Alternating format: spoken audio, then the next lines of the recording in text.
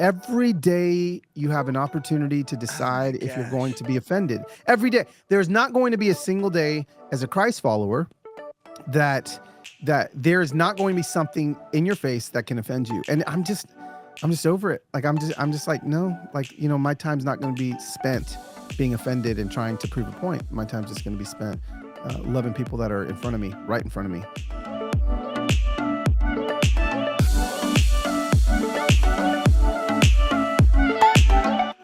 Hey crew, it's Adam. You're listening to The Conversation. Today we're at episode 261, and this episode was one that I personally loved and needed to hear myself. If, like me, you struggle or even you hate the amount of time you're on your phone, I think you'll find this conversation fascinating and also very helpful. Speaking of helpful, I'm pumped to share this. In 2 weeks, we are going to be starting a podcast series called Politics and Faith, and it's all about how to approach this election season and not lose your soul. Throughout this series, you're going to hear from some of the leading political voices in our country. I cannot believe the lineup that we have. And also, to be clear, in this series, you're going to hear from different voices across the political spectrum, from conservative to progressive. I can promise you, you're going to hear some things that you disagree with. And I know this because there's some things that I heard that I disagreed with. Friends, you are not going to want to miss this series. If you haven't done so yet, go subscribe to The Conversation on Apple Podcasts or on Spotify, or better yet, go find me on YouTube at Adam A. Weber. I share the full episodes, the full conversations, not the cut down version, over on YouTube, so go find me there. Before we go any further though, I need to give a huge shout out to our partners. I love these partners. I stand behind these partners. I can't encourage you enough to look into these partners. Our first partner is Vern Eide. Vern Eide Mitsubishi is a growing employee-owned company that strives to deliver dreams and transform lives. And their goal is excellence. At Vern Eide, their goal is excellence in everything they do. And I've seen this firsthand myself. They're amazing. Whether it's a new Outlander, I just got a new Outlander myself, or it's an Acura, Ford, Chevy, GMC, or Honda. You name the make of vehicle, they most likely have it. No matter where you live, they will ship it to you. And so if you're looking for a vehicle, go check out verneide.com. Again, that's verneide.com. Our second partner is a brand new partner on The Conversation. Let's go. It's an amazing organization called Mission Haiti. Mission Haiti is a nonprofit that I've personally known and have supported for over 10 years. My wife and I, we sponsor a little girl through Mission Haiti, which is just a huge honor for us. And also the church I pastor has started and partnered with 3 different schools in Haiti. Again, Mission Haiti, I know them very, very well. Their goal is to love Jesus, love others, and make disciples in the country of Haiti. And one of their biggest ministries that you can be a part of is their student education program, where they provide a Christian education and a meal for more than 2,800 students. Again, Beck and I, we sponsor a girl ourselves. To find out more about how you can sponsor a child, go visit mission-haiti.org. Well, today for our conversation, we have my good friend Carlos Whittaker on the podcast. I've known Carlos for years. He's preached at the church that I pastor. Carlos himself is a pastor, a speaker, author. He's probably best known though for his following on Instagram. For today's conversation, Carlos and I talk about a 7-week experiment that Carlos did, where he didn't look at a single screen for 7 weeks. Literally, no screen for driving, no screen for scanning at the airport to get on an airplane, no screen to make a phone call, and not just that, but during that 7 weeks, he spent time with both monks and Amish farmers. So we talk about that experiment and what he learned. Again, it's so fascinating, super helpful. On that note, as always, sit back, relax, and enjoy this conversation.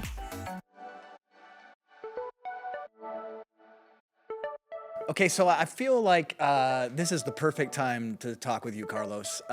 Interesting times, election stuff, Olympic stuff. I didn't know the Olympics could be controversial, but it's turned into that. I did not either, bro. And then just like more personal stuff for you, life-wise, good, bad, and otherwise, whether it's your dad or a daughter getting married. What are you currently occupying your brain thinking about these days? Is there anything that God's been just stirring inside of you? It could be related to our world. It could just be in general. Because I feel like I've been in deep thought lately.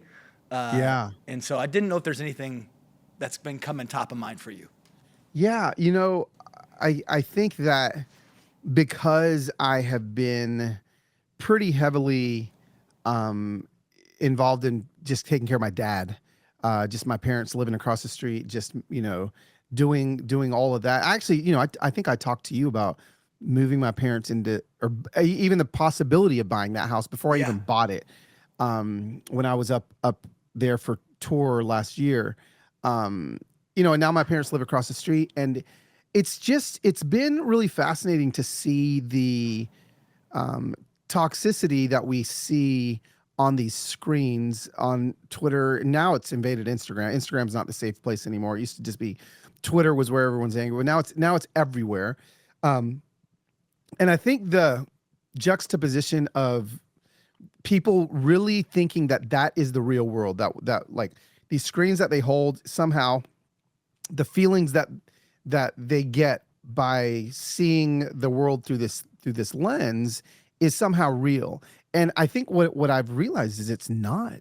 Like my real world has nothing to do with the Olympics, has nothing to do with who's getting elected in November, has nothing. My real world has to do with like my mom and my dad. How's my dad doing today? What are we doing with hospice? We got a lot of decisions that we have to make every day. And I just started thinking to myself, everybody is living 99.9999% of their lives away from the rage on Instagram and Twitter, but we're spending all of our time thinking and focusing on the rage that we see on it. And I'm just telling you, Yes. bro, like that's not the real world. Like that's not the real world. I just all of my time is thinking about how can I spend more time with my mom and dad. I mean, how boring is that? I'm just like that's it. Like, oh, I wonder what my mom's cooking some of that salmon for dinner tonight. Like maybe we'll go over there and watch the Olympics. Like, I wonder how my dad's doing. And then that's kind of like started leaking into like now that I've got a married daughter that I'm like, I'm like, I wonder when this week I'm gonna get to see Sohaila. Haven't seen her in like 4 days, and then she'll just pop by and we'll go on a walk. And like those are the things that are filling my days and my mind. And I'm just so grateful for the experience of disconnecting so I could reconnect with and realizing that how important it is to. I think it's important to disconnect so that you can reconnect, blah, blah, blah. Yeah. But once you see the beauty, I'm literally just addicted to the normalcy of life. I'm addicted to the breath that normalcy brings, even when it's not normal. I mean, my dad has dementia and it's horrible, cruel, devastating, but I mean, it's not horrible, cruel, and devastating every second of every day. Like, he makes me laugh sometimes. I still love the way his head smells when I bend down to kiss it. He still smells like my dad. Like, my mom washes his hair with the same stuff. Like, I'm like, oh, this is the stuff right here. This is the good stuff, that life's supposed to be filled with. So, man, it is, it's what's in my head all the time now. I don't know, maybe I'm just old because I just turned 50. I say just turned 50. That was a year ago. So I'm about to turn 51. But I'm not wanting to be bothered by all the stuff anymore. Like I'm just again, like the Olympics and every day you have an opportunity to decide if you're going to be offended. Every day. There's not going to be a single day as a Christ follower that there's not going to be something in your face that can offend you. And I'm just over it. Like, I'm just like, no, like, my time's not going to be spent being offended and trying to prove a point. My time's just going to be spent loving people that are right in front of me. And that's what I've chosen to do. And yeah, that probably went a lot longer than you wanted me to No, go. that was exactly what I was looking for. And I not in like I've arrived in any way, shape, or form, because I haven't. But for me, I feel like I've just had this, I don't have time for that. Yeah. Like, I'm just like, I don't have time for that. My brother, who passed away a year and a half ago, his daughter was over at our house on Friday, and it was the most wonderful, beautiful. She baked salmon for me, and we just had this holy day that was awesome. Yeah. And I'm like, I want more of that. Yes.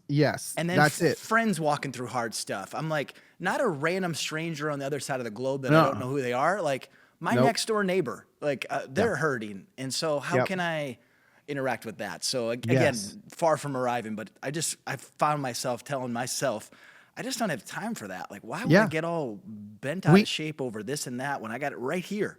You literally don't have time.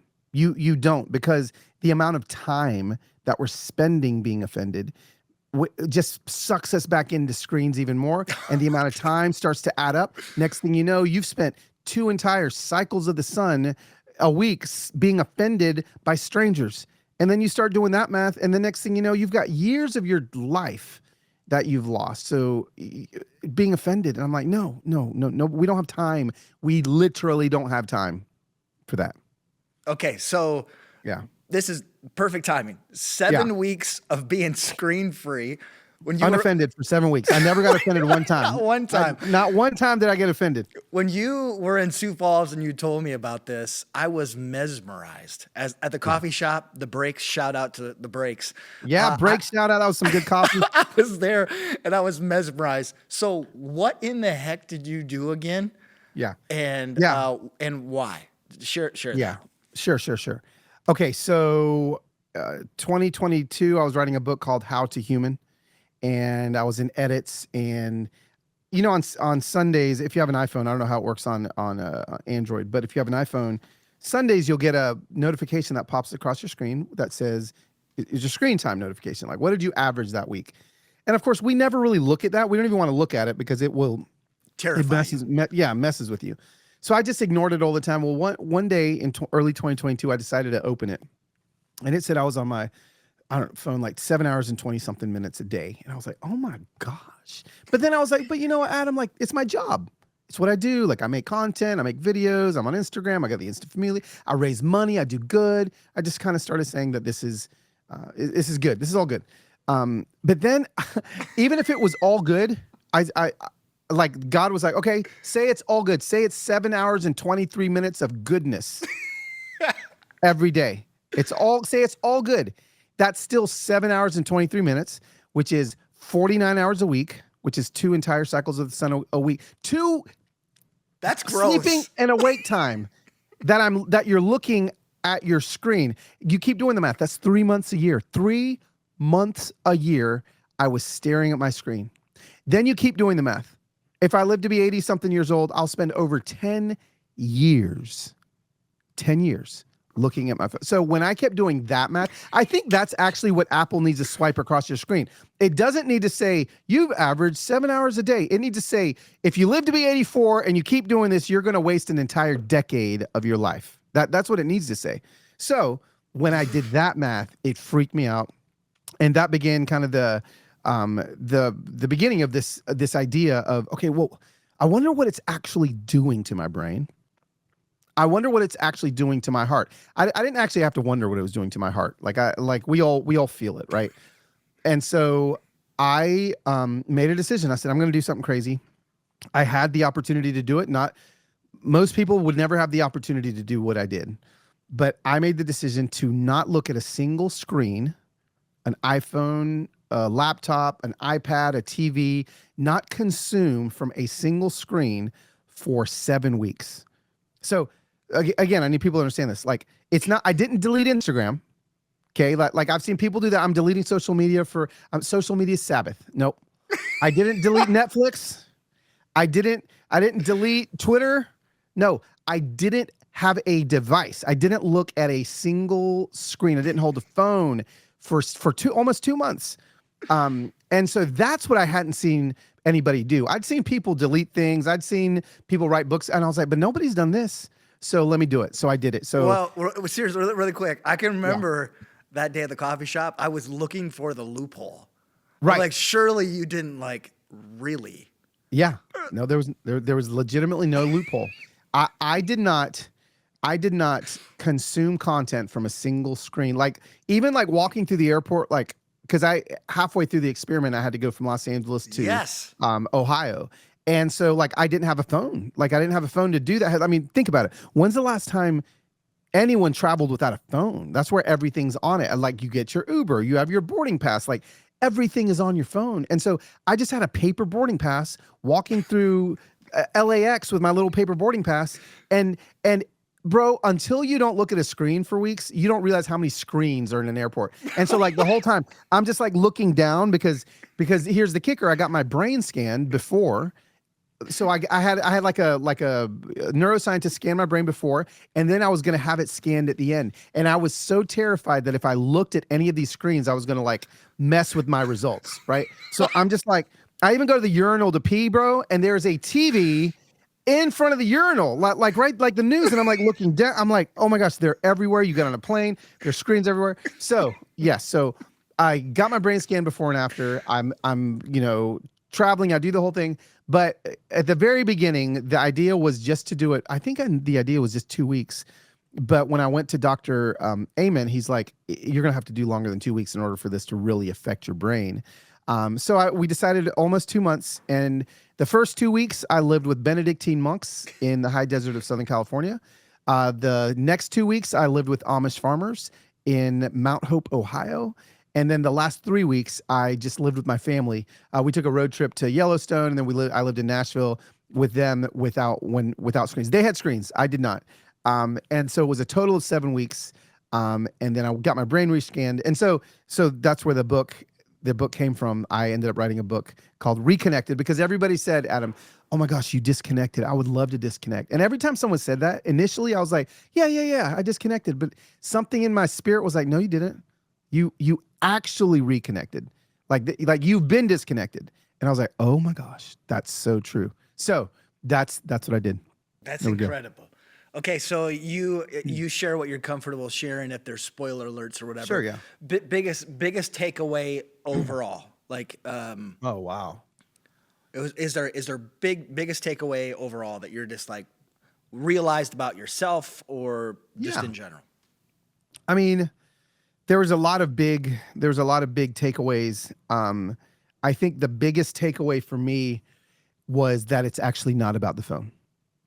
The biggest takeaway for me was I thought I was doing an experiment about how bad these phones are.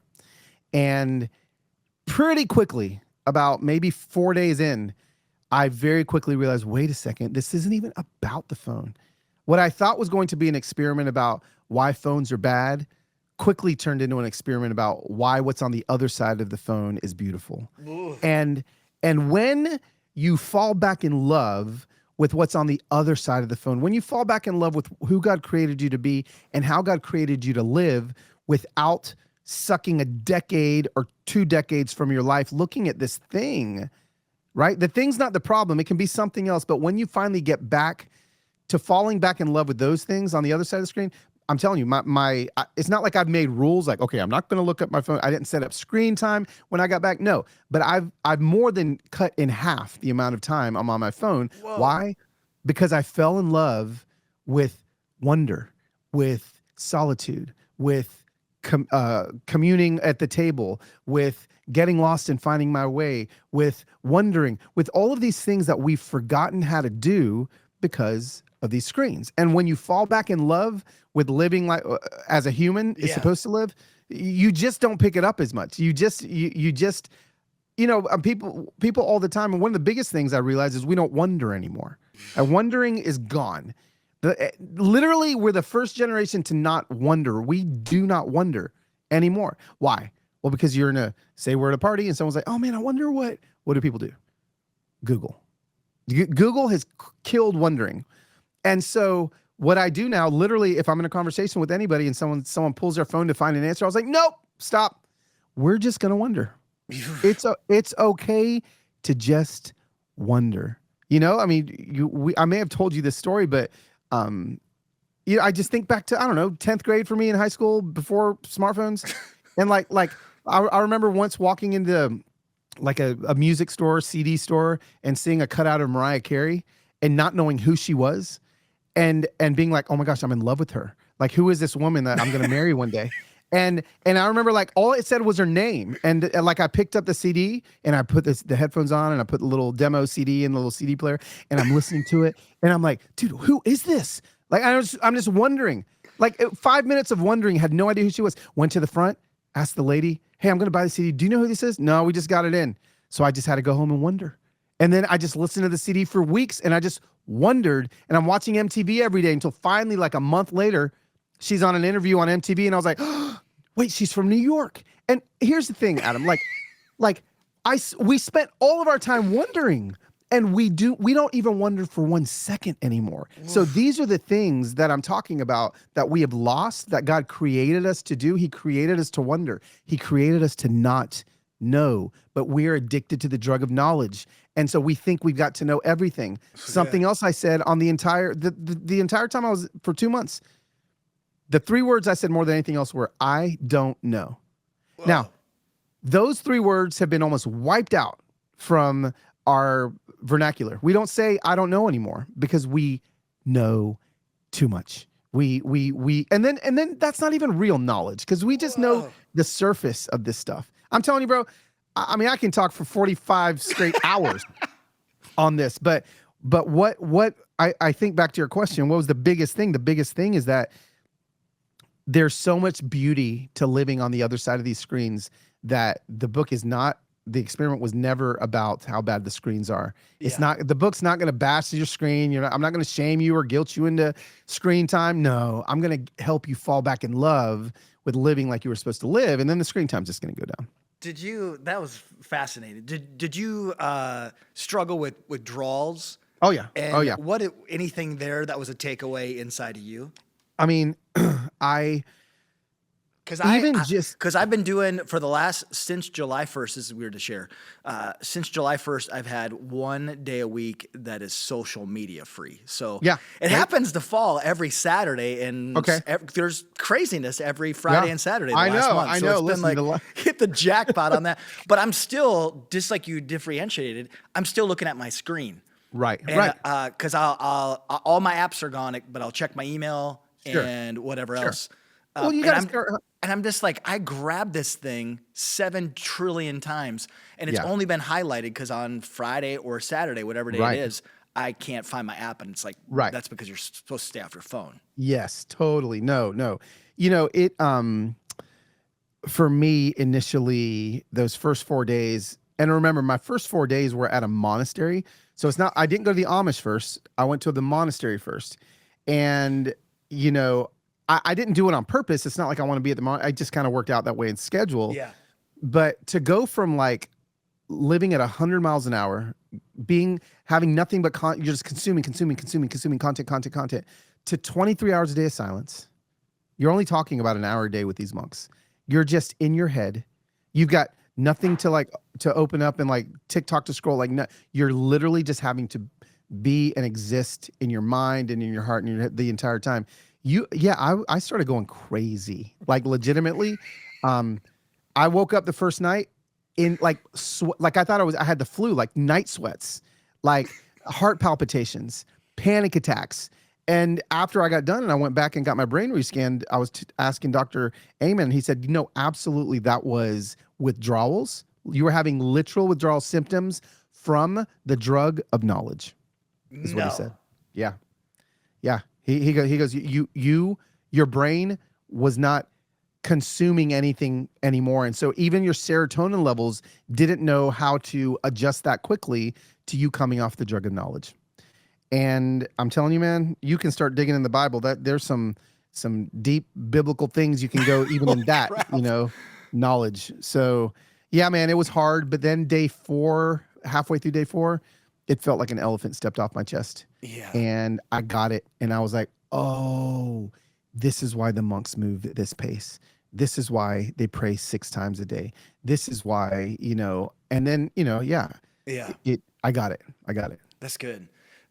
Really quick, if you can keep it short, sure. Take away from monks and take away from the Amish farmers. Is there one from each that you're just like, wow, that was that was it? Yeah, I think obviously there's tons of takeaways, all of them, but I think with the monks specifically, noticing was something that we've stopped doing. Like, oh, I noticed this or I noticed this, because I didn't have a phone and because I was silent all the time. I noticed things that I never would have noticed ever. And so noticing has actually become a lost art. Like, when's the last time you said, "Oh, I noticed this"? We hardly do anymore because we can't, because our brains are always wired to see things, and we're always looking at these phones. But like one thing really quickly, when I was walking through the monastery, I remember like if I would have had my phone, I would have been looking at it, but I was just walking, looking around, and I found a little baby hummingbird that had fallen from a tree into the parking lot. And I never would have seen that baby hummingbird had I had my phone. So I walked over to it, and bro, it became 48 hours of the Carlos and the Little Hummingbird show. I'm like feeding this hummingbird. I'm like looking for its mom. I'm trying to I have this whole 2 days where me and this hummingbird become best friends. Why? Because I noticed it. We don't notice. So I would say that's with the monks. That was one of the great things all along with wondering as well, but then the Amish. Really quick. This is the most random thing. I don't even know why I'm saying this. Yesterday, I'm sitting out front, and I watched my neighbor notice his oak tree. It was just this fascinating moment. I saw him walk out, and he's watering his tree, and then he's there studying the leaf of the oak tree. He's a delightful human being. Yeah, but awesome. I'm like, that just feels like the art of just noticing. Yes, it is. It struck me. Oh my gosh. I'm just like, here's this business person next door who's whatever, and he is so intentionally noticing just the beauty of this tree. It was fascinating to me. Absolutely. You go on a walk and practice. You have to practice this. Go on a walk, leave your phone at home. And when you go on your walk, you're going to notice things with your eyes, your ears, and your nose that you, like the first time, we all remember COVID. It's a cuss word. I'm not allowed to say that, but 2020, right? And we're all taking walks around the neighborhood because we can't go anywhere. And you're taking walks, and all of a sudden, you're like, oh, I've never noticed that before. I've never noticed that before. Well, because there's all these things around us that we don't notice because we don't slow down enough to do it. That's with the monks. Now, I sped up with the Amish. People thought, oh, the Amish must have been the same. No, it was like moving from a cave with the monks to Manhattan with the Amish, because they go hard. It's like 5:30 a.m. until 10 p.m. They do not stop, and they're always hanging out, and they're laughing, and they're going, go, go, go, go, go. It was so fast. It was like the opposite. It was like one big panic attack. What was like the Amish. Like, you never would think that, but going from a cave with the monks to the Amish was crazy. And I got lots of lessons from the Amish. I became really good friends with. I was with a sheep farmer, so I learned to shear sheep. Besides the fact that I literally, if a sheep were to walk in my basement door right now, I could shear that thing in 3 minutes flat. So besides all the new life skills that I have, some of the things that the Amish taught me, that we don't do anymore is the value of a meal, the value of the table. Every meal I had with the Amish lasted at least 70 minutes. Breakfast, lunch, and dinner. Every single one. Whoa. And I didn't even notice it until I did. And then once I noticed it, I was like, wait a second. And so I actually timed it, because I was like, hey, Willis, what time is it? And then he told me. And then so we were averaging 70 to 90 minutes a meal. Oh my gosh. Laughing and talking. Here's the kicker. 100 years ago in America, the average meal lasted 90 minutes. The average meal in the American home. The average meal in 2024 is 12 minutes. And we have lost the table. And because we've lost this, and I regained it back with the Amish, I realized this is where we practice disagreeing. This is where we're supposed to have these conversations that are deep. And so we can practice disagreeing over something that we both love, which is food and this meal. And so, I learned about that, just communing over the table. I learned about community and how important community is for the Amish. The reason why the Amish are slow to adopt technology, they're not against technology. Yes, that's so they want to be the last to adopt any technology, because they want to make sure that every decision they make to adopt technology is this going to take us farther away from each other or closer to each other? So that's why they don't have cars. Because if they have cars, they're like, if Miss Sue's barn burns down and I'm in Cleveland and Joe is over in California, then we can't come back to help her rebuild her barn. But since we stay close together, nobody ever has to worry because we're all always going to take part and help each other. So, gosh, Adam, there were so many beautiful things that the Amish taught me as well. It was literally life changing. Yeah, that's incredible. Okay, so you've mentioned different ways of takeaways. How do we get reconnected? Like just as if you wanted to spit fire, as many different things that you can think of. And I think I think often what people will do is like, that's great, but I'm a realtor, and so I need to answer my phone 24/7, or I need this or that. So I feel like we're really good at justifying, Oh, and sure. I'm no different as a pastor. It's like I got Yeah. phone calls and messages and Yeah. 24/7. Practical steps that we can Yeah. take. What does that look like? Absolutely. Um, go ahead and make it a rule that you will not just start at 20 minutes. We're going to add 8 minutes to the average meal. First of all, make all your meals no phone meals. So phones are not allowed, screens are not allowed. And guess what? It may be awkward at first. You may be like, if your family's used to having screens or watching TV, it's okay every once in a while you can watch a movie and have dinner. No, but first of all, make it 20 minutes to start at 20 minutes and no screens. And there'll be some awkward moments of silence. They don't know what to say, all those things. It's okay. You'll get past those really quickly. So add some time to your meals. Make sure that meals are screen free. Buy an alarm clock and plug that in next to your bed. I don't know if people know what alarm clocks are anymore. You can actually buy these things that all they do is wake you up and tell you what time it is. You don't need your phone next to your bed. Buy an alarm clock, leave your phone in another room. So the first 30 minutes you're awake, and the last 30 minutes before you go to sleep, make them phone free completely.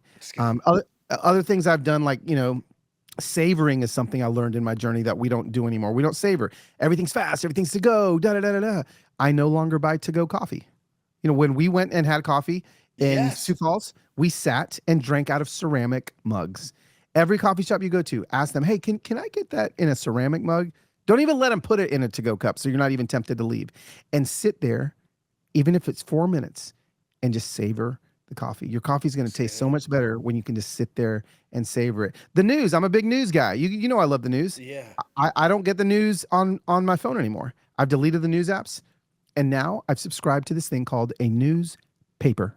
So now, every morning, I walk out in my front yard, there's wrapped, I don't know, some guy named Jed or Ted or somebody at 6 a.m. throws it in my yard.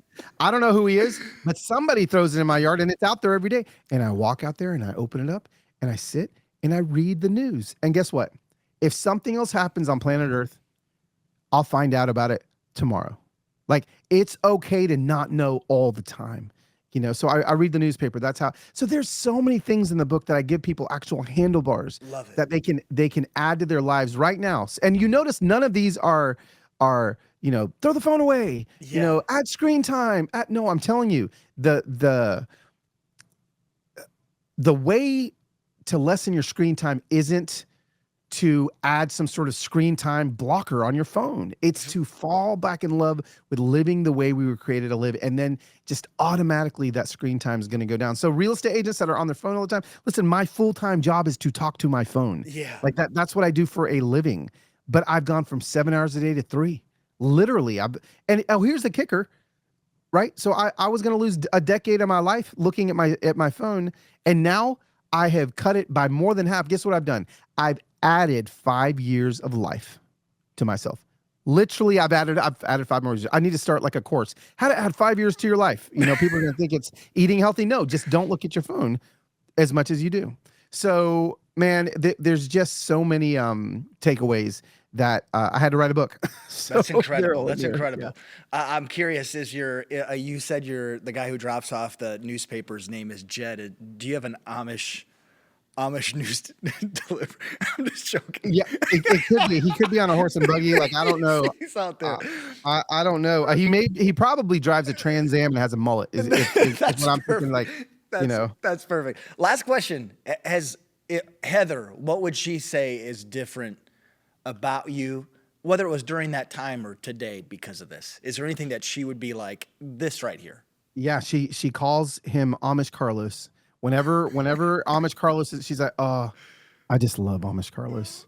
Because I just am more present. Like I'm just more present around her. Like I'm more grateful. I'm happier. I'm not as stressed out. Anxiety has like really diminished and decreased. Whoa. All of these things have made me just more pleasant to be around. I'd say my kids are probably would say the same thing. And listen, there's days where I am on my phone 7 hours a day. There's stuff I've got to do. So again, this isn't the phones are bad book.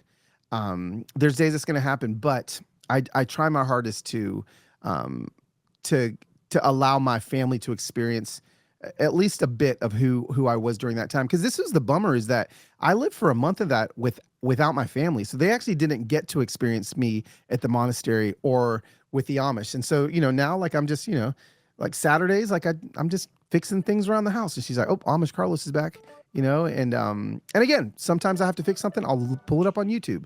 The phone is not bad, but we just have to fall back in love with the other side. What's on the other side of the phone? Well, friends, I hope you loved that conversation with Carlos. I love and appreciate him so much. A huge thanks to Carlos Whittaker. Also, thanks to our partners, Vern Eide and also Mission Haiti. Please go find out more about them. They help make this episode possible. Lastly, but not leastly, thanks to each and every one of you who listened to the conversation. I do not take that lightly at all. Have an awesome rest of your day.